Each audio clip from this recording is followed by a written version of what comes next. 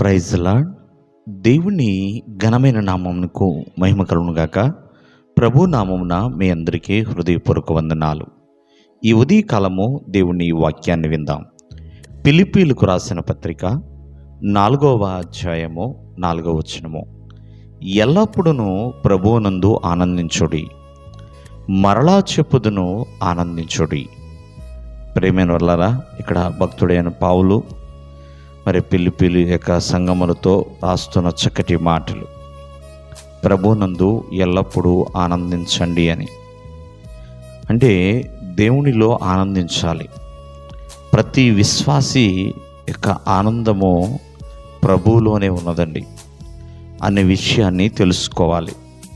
ఎప్పుడైతే ప్రభువే నా రక్షకుడు, ప్రభువే నా దేవుడు, ఆయన నేను అంగీకరిస్తున్నాను అని వాగ్దానం చేసి దేవునిలోనికి వస్తారో, మరి ఆ విశ్వాస యొక్క ఆనందము ఎక్కడ దొరుకుతుంది అంటే అది దేవునిలోనే.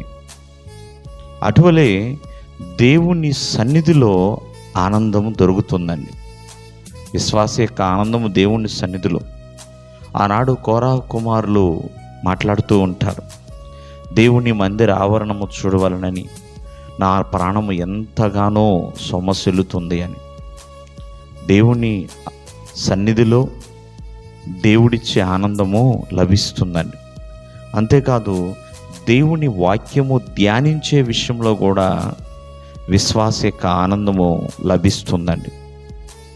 దివారాత్రము దేవుని యొక్క వాక్యమును ధ్యానించువాడు ధన్యుడు అని దేవుని యొక్క లేఖనం ద్వారా మనం చూస్తున్నాం. దేవుని మాట వినే విషయంలో విశ్వాసికి ఒక ఆనందం అనేది లభిస్తుంది. అలాగే కుటుంబం అంతా రక్షణ పొందినప్పుడు, కుటుంబం అంతా ప్రభువుని ఆరాధించినప్పుడు, కుటుంబం అంతా ప్రియమైన వాళ్ళారా ప్రభువు సన్నిధికి వచ్చినప్పుడు ఖచ్చితముగా ఆనందము ఉన్నదండి.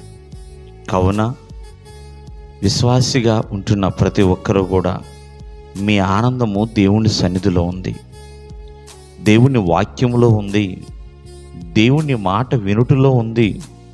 అంతేకాకుండా మీరందరూ కూడా రక్షణ పొందినప్పుడు మీ కుటుంబం ఎంతో ఆనందిస్తుందని.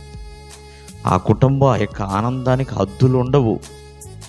అంతేకాదు, కుటుంబం అంతా కలిసి ప్రభువుని ఆరాధిస్తున్నప్పుడు ఆనాడు భక్తుడైన యెహోషువ అంటూ ఉంటాడు, నేను నా కుటుంబము యెహోవానే సేవించదము అన్నట్లుగా. ఆ రీతిగా విశ్వాస యొక్క ఆనందము ఎక్కడో లేదండి, అది దేవునిలోనే ఉన్నది. దేవుడు మిమ్మల్ని ఆశీర్వదించునుగాక. ఆమేన్.